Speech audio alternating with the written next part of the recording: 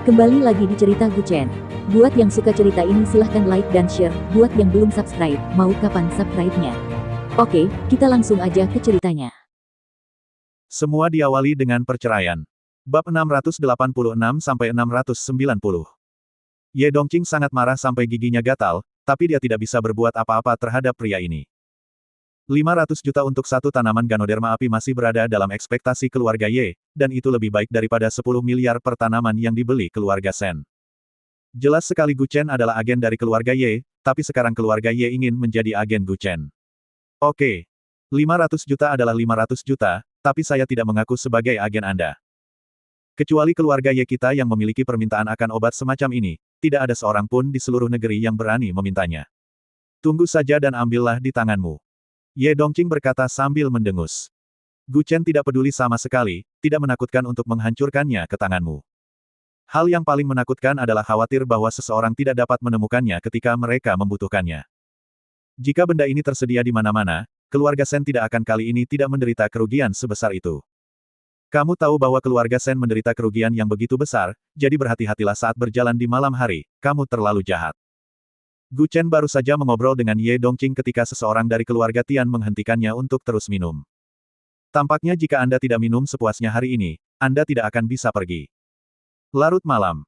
Kota Fengtian, keluarga Murong. Soal lelang hari ini sudah menyebar ke kalangan keluarga kaya. Karena sudah menyebar ke semua keluarga kaya, tentu saja sudah menyebar ke telinga banyak keluarga bangsawan. Di ruang belajar di rumah. Murong Waner sedang bersandar di tempat tidur kecil dan membaca berita, tertawa saat melihatnya. Sebaliknya, Murong Yi sedang memegang ponselnya dan melakukan panggilan di samping tempat tidur dengan ekspresi serius. Oke. Saya mengerti. Setelah menutup telepon, Murong Yi melemparkan telepon ke meja, kamu tahu apa yang dilakukan orang itu hari ini? Dia hanya mencoba berurusan dengan keluarga Shen. Saya sudah bilang sebelumnya bahwa dia tidak mudah untuk dipusingkan. Murong Waner merentangkan tangannya dan berkata sambil tersenyum. Seolah-olah semuanya seperti dia mengharapkan. Meskipun dia tidak bisa meninggalkan kota Fengtian untuk saat ini, bukan berarti dia tidak tahu apa yang sedang dilakukan Guchen. Sejak dia meninggalkan Jiangsu, Jiangsu kini mengembangkan perekonomiannya secara menyeluruh, dan setelah hari ini, ibu kota provinsi sudah ada di tangannya. Lingkaran keluarga telah menerima kabar bahwa grup Gu mengumumkan pemisahannya dari keluarga Gu mulai pukul 8 malam. Ini hanya memotong lengan keluarga Gu. Ya, saya akui dia memang memiliki beberapa kemampuan, tapi menurut saya dia hanya sedikit pintar. Akankah orang yang benar-benar pintar melakukan apapun untuk mengumumkan bahwa grup Gu meninggalkan keluarga Gu? Ini hanya menambah kemunduran. Jika dia tidak melakukan ini, mungkin keluarga Shen masih akan sedikit khawatir. Grup Gu sekarang berada di daerah terpencil dan provinsi yang secara ekonomi terbelakang. Apakah menurut Anda akan sulit bagi keluarga Shen untuk menghadapinya? Murong Yi berkata dengan suara yang dalam sambil memegang tangannya.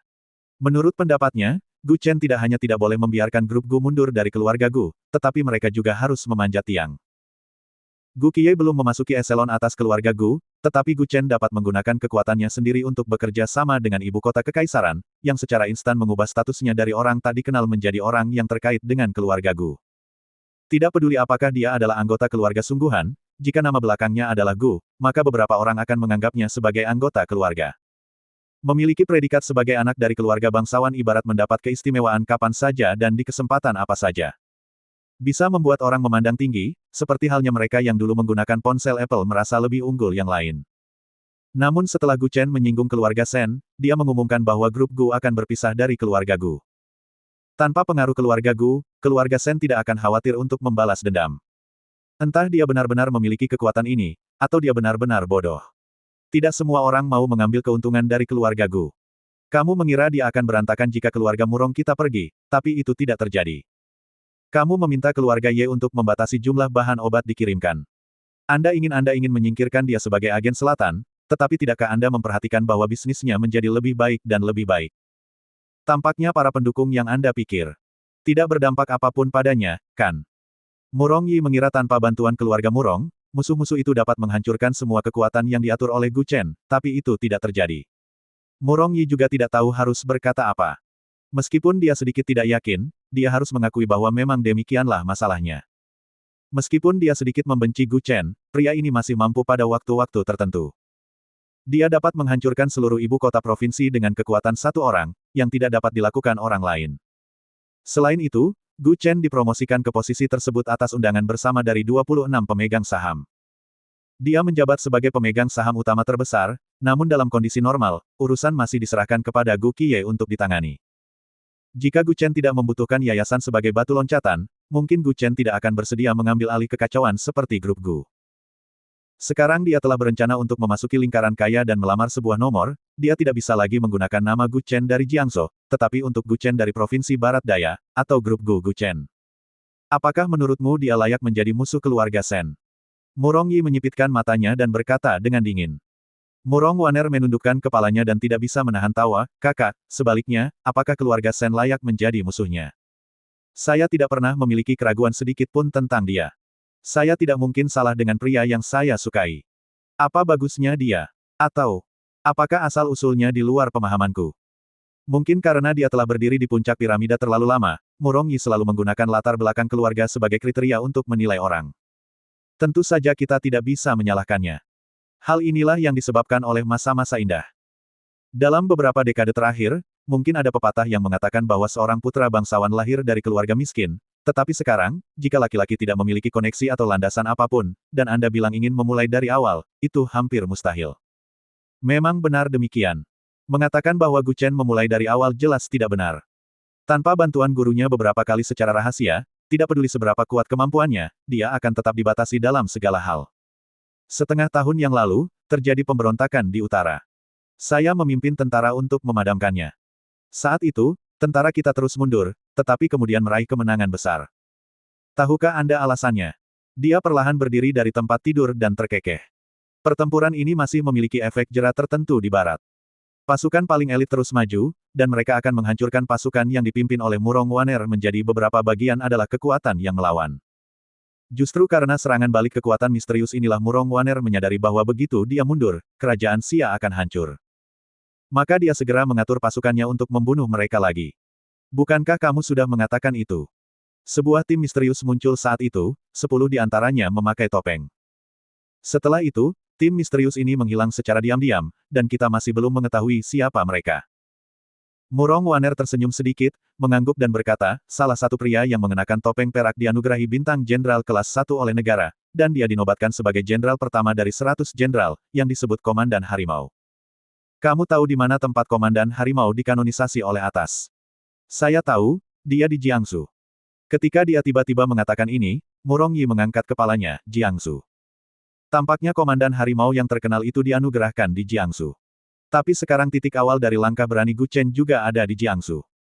Jika itu bukan orang yang sama, maka Gu Chen pasti sudah diperingatkan sejak lama. Kamu tidak bermaksud mengatakan, dia. Murong Waner merentangkan tangannya, saya tidak mengatakan apa-apa. Itu hanya lelucon. Lelucon. Murong Yi sedikit mengernyit dan menatapnya dengan mata menyipit. Yang pasti, adikku pasti mengetahui banyak hal yang tidak diketahui orang lain. Kekuatan misterius yang muncul di utara sebenarnya hanya berjumlah 10 orang. Termasuk pemuda berkulit putih yang memimpin, hanya ada 11 orang. Tapi begitu muncul, itu mengejutkan, seperti kavaleri 13 Yanyun yang terkenal pada masa dinasti Sui dan Tang. Meskipun hanya ada 13 orang, mereka mengalahkan Xiongnu beberapa kali. Meski hanya ada sedikit orang, mereka semua adalah prajurit elit. Jika yang memimpin benar-benar Gu Chen, berarti dia masih memiliki kartu truf di tangannya yang belum dia tunjukkan. Dan dia bisa memimpin 10 jenderal yang begitu kuat sendirian. Jika dia ingin membersihkan keluarga Shen, sepertinya itu tidak menjadi masalah. Berapa banyak rahasia yang dia miliki? Murong Yi menatapnya dan berkata dengan suara yang dalam. Murong Waner memasukkan buah ceri ke dalam mulutnya dan tersenyum ringan, apakah kamu penasaran? Ketika kamu benar-benar mengenalnya lebih dalam, kamu akan menemukan bahwa dia penuh dengan rahasia. Ekspresi paling menawan dari seorang pria adalah kamu tidak akan pernah bisa mencari tahu identitas seperti apa yang dia miliki. Aku tidak ingin tahu tentang dia. Murong Yi menoleh dan menghela nafas, tapi ada kabar baik. Biar keberitahu kamu. Biar ku tebak. Apakah ini tentang keluarga Shen? Murong Waner berkata sambil menyeringai. Pendukung keluarga Shen adalah keluarga Cao di ibu kota kekaisaran. Tampaknya keluarga Cao tidak terlalu cerdas dan telah memprovokasi beberapa sekte tersembunyi. Jika kali ini tidak ditangani dengan baik, tidak akan ada keluarga Cao di ibu kota kekaisaran. Jadi sekarang keluarga Shen terlalu sibuk mengurus diri mereka sendiri dan mungkin tidak mungkin untuk mengejar masalah di Yushu. Kata Murong Yi dengan suara yang dalam sambil memegang tangannya. Seperti yang saya katakan sebelumnya, keluarga tersembunyi lebih unggul dari keluarga biasa. Ini adalah sekte besar dengan master yang telah diwariskan selama ratusan tahun atau bahkan sejak lama, seharusnya tidak masalah melumpuhkannya. Keluarga Cao kali ini sepertinya benar-benar memprovokasi orang besar. Keluarga Shen selalu menjadi keluarga yang terikat dengan keluarga Cao. Sekarang mereka mungkin khawatir dengan situasi mereka sendiri di belakang, apakah mereka masih mencari Gu Chen? Kebetulan keluarga Shen kehilangan 10 miliar lagi karena Shen Lang. Sekarang dana mereka telah menyusut sebagian, tetapi untungnya mereka berada di wilayah Jiangnan, jadi mudah untuk mendapatkan kembali 10 miliar tersebut. Kali ini adalah kesempatan bagi Gu Chen untuk bernafas. Semua orang mengira keluarga bangsawan adalah akhir dari kekuasaan, tapi semua orang hanyalah pelaksana aturan ini, bukan pembuat aturan. Ada kekuatan yang lebih kuat di luar keluarga bangsawan. Keluarga Cao sudah terbiasa menjadi orang dengan profil tinggi dalam beberapa tahun terakhir, tapi cepat atau lambat pelat baja akan ditendang, bersihkan saja dan patuhlah. Murong Waner mengetahui hal ini dengan jelas. Murong Yi memutar matanya, bagaimana obrolanmu dengan Tuan Nalan? Ini adalah pernikahan yang menarik antara kedua keluarga. Kuncinya tergantung pada kalian berdua. Dia terus berkomunikasi. Dia tersenyum acuh tak acuh. Kali ini, Murong Yi benar-benar bingung. Apakah adikmu sudah bertransisi? Kamu tidak akan melawan lagi. Murong Yi memandangnya dengan curiga dan berkata. Murong Waner tidak rendah hati atau sombong, tidak sabar atau tidak sabar, dan tersenyum ringan, apa yang harus ditolak. Periode waktu ini memungkinkan saya untuk beristirahat. Senang berada di rumah bersama kakek saya. Mungkin saya akan kembali ke Jiangsu suatu hari nanti. Sudah terlambat untuk pulang. Setelah mengatakan itu, Murong Yi berbalik dan berjalan keluar pintu. Melihat kakaknya begitu marah, Murong Waner justru tertawa. Keesokan harinya, dini hari. Di sebuah hotel di Yusu. Ketika Gu Chen membuka matanya, dia melihat langit-langit hotel. Ini adalah pertama kalinya dia mabuk berat. Bisa meminumnya seperti ini menunjukkan betapa banyaknya dia minum tadi malam. Begitu dia membuka matanya, dia melihat seorang gadis di sebelahnya, mengenakan pakaian dan duduk di tepi tempat tidur dengan rambut panjang diikat. Sangguan Ying. Gu Chen segera mengusap matanya dan berseru. Sosok ini sangat familiar baginya. Meski wajahnya ditutupi rambut, begitu dia mencium baunya, dia akan mengingatnya di dalam hatinya. Sangguan Yi yang berbalik dan melirik ke arahnya, kamu sudah bangun, aku akan meminta hotel menyiapkan bubur untukmu. Tidak. Kamu dan aku, kenapa kita ada di sini? Tadi malam. Apakah aku benar-benar minum terlalu banyak? Tidak terjadi apa-apa, kan? Gu Chen bertanya 3 kali berturut-turut. Dia ingat dengan jelas bahwa dia sadar, tetapi sampai sekarang, ingatannya hanya tinggal di meja anggur. Apa yang terjadi selanjutnya? Di mana Dongqing? Situ Deng Feng yang menghentikannya. Dia tidak memiliki ingatan sama sekali. Akibatnya, dia sangat bersenang-senang sehingga dia minum beberapa botol anggur tadi malam. Setelah minum anggur itu, semua orang mulai merasa pusing dan melepaskan energi minum selama 30 tahun sesuatu yang bisa kamu banggakan. Sangguan Ying tidak bisa menahan tawa ketika dia melihat reaksinya, mengapa kamu gugup? Apakah kamu takut aku akan memintamu untuk bertanggung jawab atasku? Ini bukan masalah tanggung jawab. Ini tidak terjadi apa-apa, kan? Gu Chen menggaruk kepalanya dan tersenyum pahit. Sangguan Ying ragu-ragu selama 2 detik, mengangkat bahu dan terkekeh, tidak, kamu mabuk berat, apa yang bisa terjadi? Kamu mabuk berat pada akhirnya, jadi aku tidak punya pilihan selain membawamu ke sini, tapi kamu langsung tertidur, dan kamu belum bangun sampai sekarang. Benar-benar. Benar-benar. Tapi, aku membantumu melepas baju dan celanamu tadi malam. Aku tidak menyangka kamu sudah dewasa dan suka memakai pakaian dalam SpongeBob. Ketika dia mengatakan ini, Sangguan Ying menutup mulutnya dan hampir tidak bisa menahan tawanya. Mendengar ini, wajah Gu Chen memerah sampai ke akar telinganya. Teman baik, aku menantangmu untuk memanfaatkannya tadi malam. Saya menjadi lebih baik. Oke, saya sudah bangun juga. Gu Chen menggaruk kepalanya dengan ekspresi terdiam dan berkata, minum menyebabkan masalah. Ini pertama kalinya aku minum terlalu. Melihat bahwa dia akan berpakaian, Sangguan Ying membalikkan badannya dan mulai menyisir rambutnya dan merapikan dirinya. Tepat ketika Gu Chen mengangkat setengah dari selimut dan hendak bangun dari tempat tidur untuk mengambil celananya, dia tiba-tiba menemukan bahwa spray di tempat tidur sudah tidak ada lagi. Dia berbalik untuk melihat ke arah Sangguan Ying dan menggaruk kepalanya, yah. Kamu kembali tadi malam dan muntah di seluruh tempat tidur, jadi aku. Aku mengambil spraynya dan mencucinya. Mencuci. Gu Chen juga sedikit menggaruk kepalanya.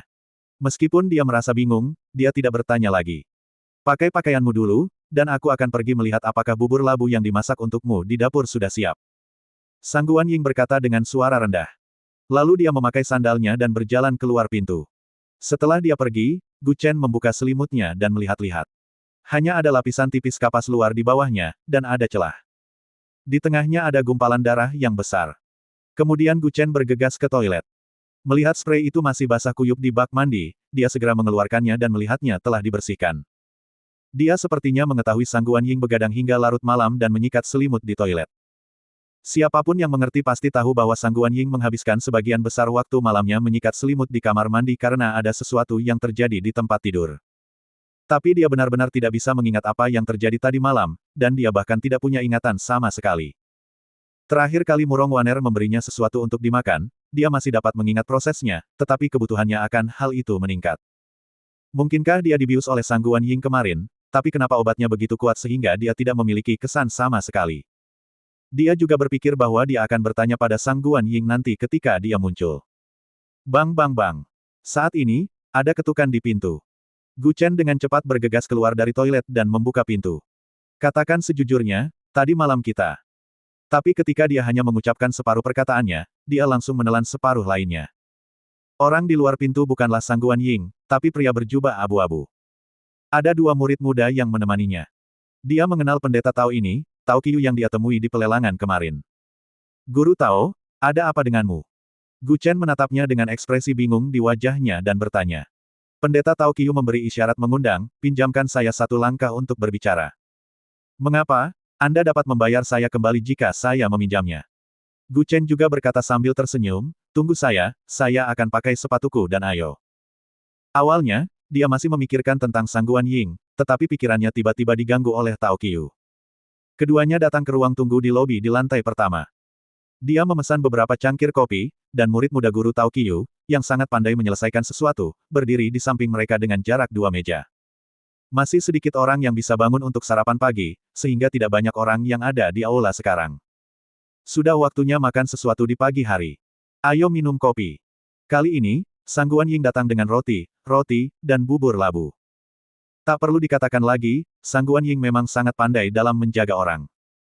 Mampu memikirkan segala sesuatu dengan hati-hati, dia tahu bahwa keduanya sedang membicarakan sesuatu, jadi dia membawa barang-barangnya dan berjalan ke tempat yang tenang untuk duduk dan sarapan. Taois Qiu, mengapa kamu datang menemui saya? Gu Chen menatapnya dan bertanya dengan ekspresi curiga di wajahnya. Kemarin, Tuan Gu bersinar terang di tempat tersebut, yang membuat saya terkesan. Apa yang terjadi kemarin menyebar ke seluruh kalangan kaya. Semua orang merasa itu sangat memuaskan, menakutkan dan mendebarkan. Gu Chen makan 2 roti kukus dan berkata sambil tersenyum, Taois Qiu memblokir pintuku pagi-pagi sekali, bukankah itu hanya untuk menyanjungku? Saya ingin datang untuk berdiskusi bisnis dengan Tuan Gu, Tao Qiu tersenyum ringan.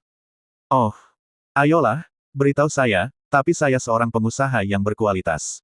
Jika Anda berbisnis dengan saya, bersiaplah untuk menderita kerugian. Sementara Gu Chen terlihat bercanda, pendeta Tao Qiu mengeluarkan tas dari tasnya buku usang. Bukankah ini, buku ilahi tak terbatas, yang dia beli kemarin seharga 100 juta? Jangan lihat bukunya rusak, tapi bagaimanapun dia membaliknya, buku itu tidak pecah saat dia menyentuhnya. Gu Chen mengambil alih dan melihatnya. Penuh dengan kata-kata dan lukisan aneh, yang benar-benar tidak dapat dia mengerti. Anda bilang itu semacam kitab suci kuno, kelihatannya tidak terlalu mirip. Anda bilang itu semacam buku rahasia seni bela diri, tapi saya tidak tahu satu kata pun di dalamnya. Apa maksud Tao Qiu dengan ini? Gu Chen bertanya sedikit bingung. Saya orang miskin dengan kebijaksanaan yang lemah. Saya benar-benar tidak dapat memahami buku ini, jadi saya ingin menukar harta dengan Tuan Gu. Gu Chen juga langsung bereaksi. Ketika dia mendengar ini, dia tidak bisa menahan untuk tidak menyipitkan matanya, kamu tertarik dengan kompas ungu dan emasku, kan? Sejujurnya, saya membelikan barang itu untuk teman saya. Dia adalah juga seorang pendeta Tao, menurutku itu tidak akan berhasil, jadi lupakan saja. Selain itu, tidak ada gunanya bagiku untuk mengambil bukumu. Saya pikir Tuan Muda Gu adalah orang yang benar-benar memiliki peluang dengan besar buku ini.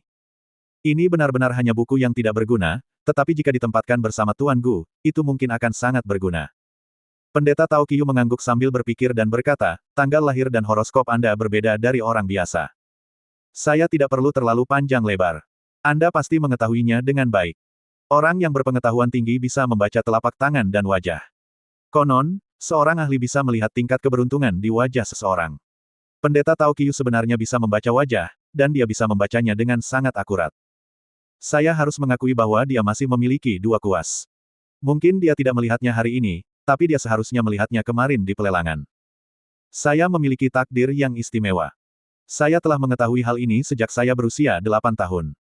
Tidak perlu mengatakan apa-apa lagi, Tao Qiu, tetapi saya berjanji kepada teman saya bahwa ketika saya datang ke Yuzu, saya akan membawakannya sesuatu yang baik kembali. Gu Chen juga mengungkapkan ketidaksenangannya. Dia merentangkan tangannya dan berkata, lagi pula, kamu menghabiskan 100 juta untuk membeli buku ini, tapi kompasku hanya berharga 9 juta. Sungguh rugi jika kamu menukarnya denganku. Benda ini tidak ada urusan denganku. Tidak ada gunanya menyimpannya di sini. Tidak akan banyak gunanya. Tao Qiu menghela nafas tak berdaya, saya pikir kebijaksanaan saya cukup bagus, tetapi setelah mendapatkan buku ini, saya menyadari bahwa kultivasi saya masih dangkal. Tidak, bahkan untukmu. Bahkan para ahli Taoisme tidak dapat memahaminya, apakah akan lebih bisa dimengerti jika kamu memberikannya kepadaku? Gu Chen juga berkata dengan ekspresi terdiam. Terlepas dari apakah dia punya uang atau tidak, alasan utamanya adalah buku itu sepertinya tidak banyak berpengaruh jika dia menyimpannya di sini. Tidak berguna seperti buku masak. Saya berani bertanya, apakah Tuan Gu bisa melihat cahaya ungu di buku ini kemarin? Taois Qiu menatapnya dan berkata dengan lembut. Khusus masalah ini, katanya harus memberikan perhatian khusus. Alasan Gu Chen ingin menawar buku ini kemarin adalah karena dia melihat buku itu sepertinya memancarkan cahaya yang tidak bisa dilihat orang lain. Bagaimana kamu tahu? Gu Chen menyipitkan matanya dan berbisik. Ketika pendeta Tao Qiu mendengar apa yang dia katakan, dia menunjukkan senyuman bangga, rahasianya tidak boleh dibocorkan. Tapi saya dapat memberitahu Tuan Gu bahwa Anda memiliki hubungan tertentu dengan buku ini. Terus terang, selain Anda, mungkin tidak seorang pun dapat memahami buku ini. Tapi aku juga tidak bisa memahaminya. Gu Chen membalik 2 halaman, dan tanda aneh menghilang, dan hanya kata, foto, yang tertulis di depan. Foto. Dia menggaruk kepalanya ketika melihat kata itu, dan menyerahkan buku itu kepada Tao Qiu, kamu juga tahu kata ini. Dia melihat kebingungan dan kebingungan. Saya tidak mengenali satu pun dari rune ini. Tidak ada rune di sini. Bukankah hanya kata, foto, yang tertulis di kertas putih? Lihat ini. Karakter. Gu Chen juga marah dan berencana mengambil foto dengan ponselnya, namun dia mengeluarkan kameranya dan mengambil 2 foto. Dia tercengang. Tergantung pada bagaimana gambar yang diambil dengan kamera berubah menjadi gambar yang pertama kali saya lihat. Ketika dia mengambil teleponnya, satu-satunya karakter yang dikenali yang ditampilkan sebelumnya menghilang, dan berubah menjadi serangkaian tanda dan pola yang aneh dan aneh. Apakah kamu percaya dengan apa yang aku katakan barusan? Jika kamu bersama buku ini, kamu akan memiliki peluang besar. Ini mungkin berguna di tanganmu, tetapi di tangan orang lain, itu hanya menjadi buku rusak. Taois Qiu berkata dengan senyum tipis. Gu Chen mengambil buku itu dan membaliknya lagi. Secara umum, dia tidak melihat sesuatu yang berbeda. Meskipun aku ditakdirkan untuk bersama, sia-sia saja kalau aku tidak mengerti. Tidak ada yang tahu dari mana buku ini berasal, dan tidak ada yang tahu apa yang tercatat di dalamnya. Jika Tuan Gu bisa mengenali satu kata di dalamnya, berarti buku ini diperuntukkan bagi Anda. Jika Anda bersedia, tukarlah dengan kompas emas ungu itu. Jika kamu tidak mau, perlakukan saja sebagai bantuan dariku, berikan saja buku ini kepadamu. Taois Qiu tersenyum ringan. Melihat pemimpin Tao itu terus berbicara tentang menginginkan kompas yang telah dia menangkan, dia menggelengkan kepalanya tanpa daya, oke, saya akan memberikannya padamu. Dia mengeluarkan kompas ungu dan emas dari tasnya dan memberinya. Melihat hal ini, mata Taois Qiu berbinar, dan dia segera memasukkan kompas ke dalam tasnya, kalau begitu kita akan bertemu lagi nanti, dan izinkan saya mengatakan satu hal lagi, Tuan Muda Gu harus menjaga buku ini dengan baik, tetapi pastikan untuk tidak memberitahu terlalu banyak orang bahwa buku ini ada bersama Anda. Lagi pula, banyak sekte yang mencari buku ini, dan kemungkinan besar buku itu akan hilang jika bersama saya. Akan lebih aman untuk meninggalkannya bersamamu. Bagaimanapun, banyak orang sekarang tahu bahwa buku ini dilelang dan dimenangkan oleh seorang Tao. Sekte Tao memiliki total lebih dari 70 sekte kecil dan telah diwariskan selama ribuan tahun. Siapa tahu dari sekte mana pendeta Tao Qiu ini berasal? Saya hanya tahu bahwa seorang pendeta Tao membelinya, begitu banyak orang secara alami pergi mencari Tao Qiu. Tidak ada yang menyangka bahwa buku itu sudah ada di tangan Gu Chen. Oke, kalau begitu, sampai jumpa lagi. Dia perlahan berdiri dan menatap pemimpin Tao itu dan terkekeh. Setelah beberapa salam sederhana, Tao Qiu pergi bersama beberapa murid. Setelah menukar kompas yang dia beli seharga 9 juta dengan buku Dewa Kuno senilai 100 juta, Gu Chen tidak akan rugi sama sekali. Setelah Tao Qiu pergi, Sangguan Yingcai datang dan berkata, ayo bersiap-siap dan kembali ke Jiangsu. Yah, di mana yang lain? Dia bilang dia juga tidak tahu Gu Chen pergi. Adapun di mana yang lainnya berada, dia tidak tahu betul. Gu Chen dengan cepat menelepon Situ Deng Feng, tetapi pria itu menjawab panggilan itu dengan bingung. Setelah memberitahu mereka tentang lokasi hotel tempat mereka menginap, dia meminta mereka untuk segera datang. 10 menit kemudian, Bai Ying mengikuti Situ Deng Feng dengan sedih dari seberang jalan. Kemana kamu pergi tadi malam?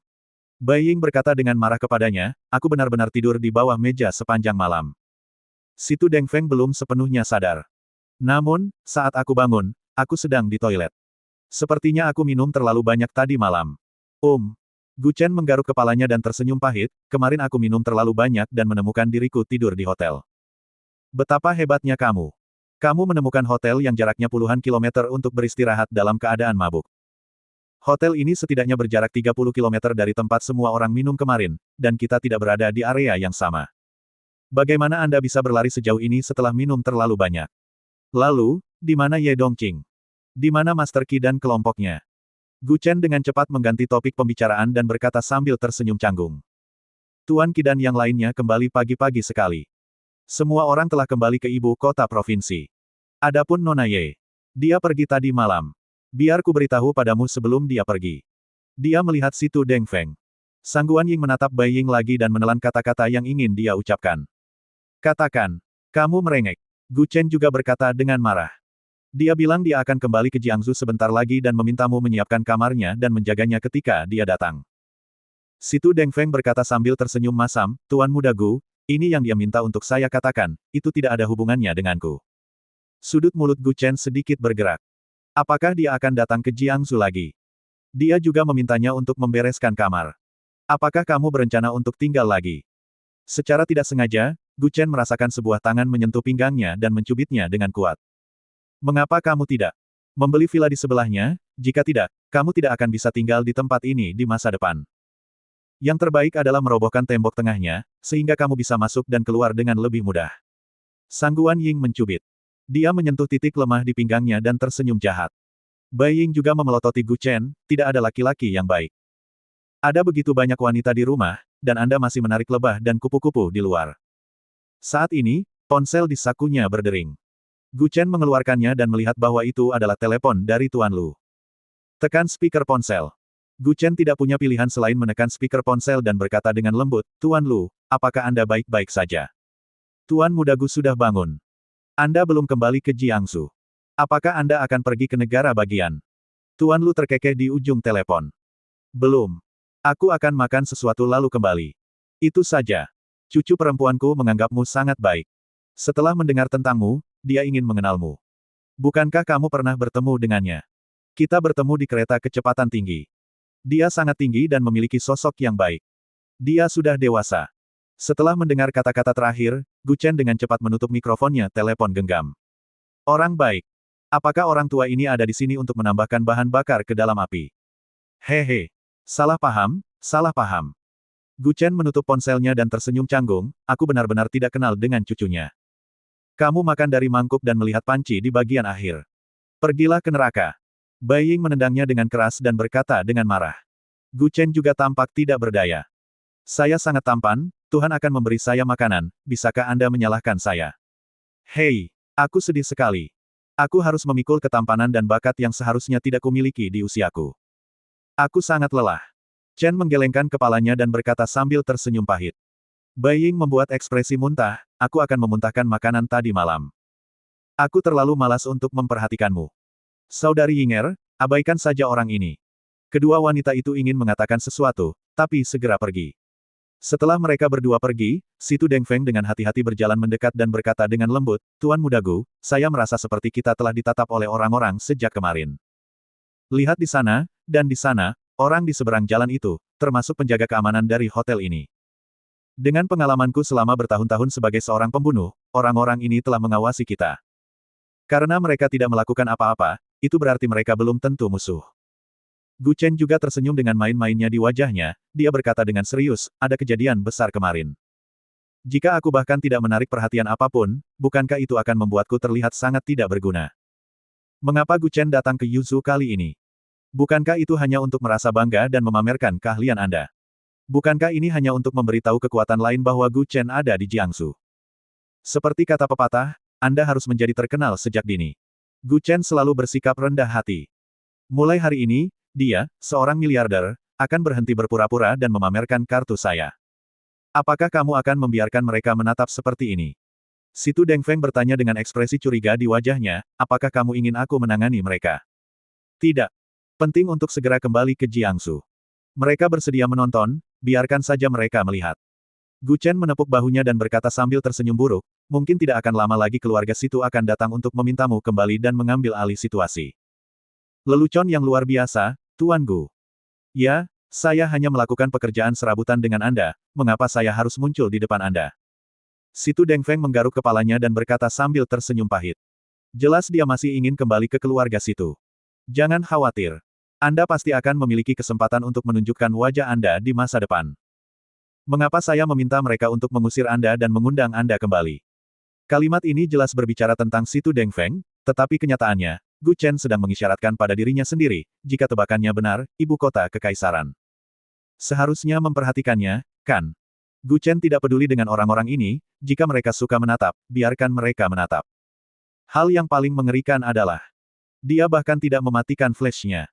Setelah seorang pria parubaya mengambil foto, dia segera berpegangan pada pohon tersebut. Tidak hanya flash-nya yang dimatikan, suara shutter juga dimatikan. Kamu bodoh. Apakah kamu takut orang tidak akan mengetahuinya? Seorang pria parubaya di sebelahnya berkata dengan marah. Pria dengan kamera juga bersandar di belakang pohon dan berkata sambil tersenyum buruk, apakah kamu tidak menyadarinya? Aku hanya lupa mematikannya, dan lagi pula dia tidak menyadarinya, kan? Kita bisa kembali bekerja setelah mengambil fotonya. Gu Chen tidak mau mempedulikannya sama sekali. Gu Chen dan yang lainnya naik mobil di pinggir jalan dan segera tiba di stasiun kereta kecepatan tinggi Yuzu. Meskipun Yuzu dan Jiangsu sama-sama maju secara ekonomi, tidak ada penerbangan ke kedua tempat tersebut, karena jaraknya hanya beberapa ratus kilometer, dan keduanya dapat dianggap sebagai wilayah yang dipisahkan oleh sebidang air. Setelah membeli tiket, Gu Chen tidak membeli 4 tiket untuk duduk berturut-turut, dia pada dasarnya duduk di kursi terpisah, dan bahkan Bai Ying tidak berada di gerbong yang sama. Dia dan Sangguan Ying duduk berhadapan, sedangkan Situ Dengfeng duduk di dekat pintu. Setidaknya butuh 4 atau 5 jam untuk kembali ke Jiangsu. Mulai sekarang, setidaknya kita bisa makan malam di Jiangsu. Gu Chen duduk di kursinya, bersandar di kaca jendela, dan tertidur dengan terhuyung-huyung. Meski dia mendengar gerakan di sampingnya, dia tidak repot-repot membuka matanya. Setelah beberapa saat, dia merasakan sepasang tangan yang sangat halus dan halus menyentuh wajahnya, dan menarik kepala Gu Chen menjauh dari kaca, dengan lembut bersandar dengan lembut di bahu harum orang lain. Gu Chen mau tidak mau akhirnya membuka matanya dan melihat, tepat pada waktunya untuk melihat profil halus dan cantik Sangguan Ying. Tidurlah. Kamu tidak tidur hingga larut malam tadi. Kamu pasti lelah. Dia menepuk bahu Gu Chen dan berkata dengan lembut.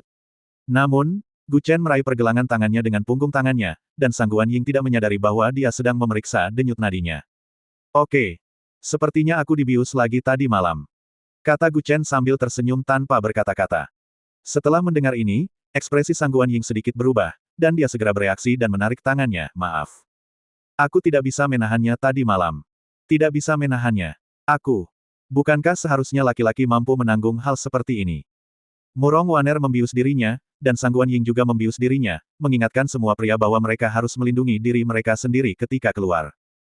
Tidak dapat dihindari bahwa mereka akan bertemu dengan wanita huligan seperti itu. Obat apa yang begitu ampuh? Aku bahkan tidak sadar sama sekali setelah aku bangun. Kata Gu Chen dengan ekspresi terdiam. Dia mengeluarkan 2 pil dari tasnya, ini dia. Orang baik, aku bahkan tidak bisa mengetahui nama pil ini. Apakah gurumu yang tidak dapat diandalkan memberikannya kepadamu? Setelah melihat ramuan itu, Gu Chen bahkan dia tidak bisa mencium ramuan itu. Selain lelaki tua itu, hanya Nenek Hua yang memiliki kemampuan ini. Jadi pada tebakan pertama, saya tahu itu adalah langkah destruktif yang direncanakan oleh guru yang tidak dapat diandalkan yang dikenali oleh Sangguan Ying. Katanya obat ini tidak berwarna dan tidak berbau, dan kamu tidak akan mengingat apapun keesokan harinya. Tahukah kamu, perempuan berkulit tipis, kata Sangguan Ying, wajah cantiknya menjadi semakin merah dan panas. Melihat wajahnya yang pemalu, Gu Chen tidak bisa menahan tawa. Benar saja, wanita sama seperti pria. Mereka berdua saling mendambakan tubuh. Gu Chen mengangkat alisnya dan berkata sambil menyeringai. Sangguan Ying menoleh dan berkata dengan wajah memerah, tidak. Kami perempuan rakus terhadap tubuh orang lain, tapi kalian laki-laki berbeda. Kamu rakus terhadap tubuh wanita manapun. Benar kan? Tolong berhenti minum obatnya. Saya tidak sadarkan diri sama sekali. Selain bangun dengan perasaan lelah, saya merasa tidak enak badan sama sekali. Penampilan centil ini mau tidak mau menggelengkan kepalanya tanpa daya. Hei, ini adalah hutang cinta lainnya. Ngomong-ngomong, saya harus pergi ke desa Tiancheng untuk mendapatkan kembali Ganoderma api. Itu bisa digunakan untuk keperluan lain. Mohon jaga baik-baik Ganoderma api ini dan jangan sampai terlalu banyak orang yang mengetahui lokasi desa Tiancheng. Jangan khawatir, saya meminta orang-orang dari desa untuk membangun gerbang besi di sana dan mengelilinginya. Selain itu, saya menemukan seseorang untuk mengirim 10 Ganoderma api ke Jiangsu dan jika itu tidak cukup, saya akan mengirim lagi. Sangguan Ying berkata dengan lembut. Sangguan Ying selalu relatif cekatan dalam melakukan sesuatu, sehingga Gu Chen terhindar dari banyak kekhawatiran. Jika bukan karena Sangguan Ying, istri yang berbudi luhur, dia mungkin sibuk dengan banyak hal. Kemunculan Ganoderma api ini tidak terlalu menonjol. Orang yang belum mengetahuinya mungkin hanya menganggapnya sebagai Ganoderma atau jamur biasa, jadi berikan saja dan tidak akan dianggap sebagai sesuatu yang berharga. Bagi mereka yang tidak mengerti, merampas benda ini tidak akan banyak gunanya. Setelah mengobrol sebentar, Gu Chen juga merasa sangat lelah, jadi dia bersandar di bahu Sangguan Ying dan tertidur dengan ringan. Entah seberapa banyak dia bermain tadi malam, tim produksi tidak bisa bermain seperti ini. Sore hari. Di halaman di ibu kota kekaisaran. Dua pria parubaya berbaju hitam berdiri di samping, dan Tuan Gu mengenakan kacamata baca dan melihat foto yang baru saja mereka kembangkan. Sangat mirip, sangat mirip. Orang tua itu mengangguk sedikit dan berkata dengan lembut. Dia tidak bisa menahan senyum ramah di wajahnya, menatap Gu Chen seolah-olah dia sedang melihat putra ketiganya yang hilang. Boneka ini setampan ayahnya, dan matanya seperti mata ibunya. Dia cucuku, aku tidak mungkin salah. Aku pasti tidak mungkin salah. Yandang Sang yang berdiri di samping juga melambai ketiga orang itu, oke. 1 juta per orang. Turun dan terima hadiahnya. Ya. Yang lain hendak pergi, tetapi begitu mereka berbalik, Yandang Sang berjalan dan berkata dengan suara yang dalam, apakah kamu punya film lagi? Tidak. Salah satu pria berambut panjang berkata dengan cepat. Dengarkan.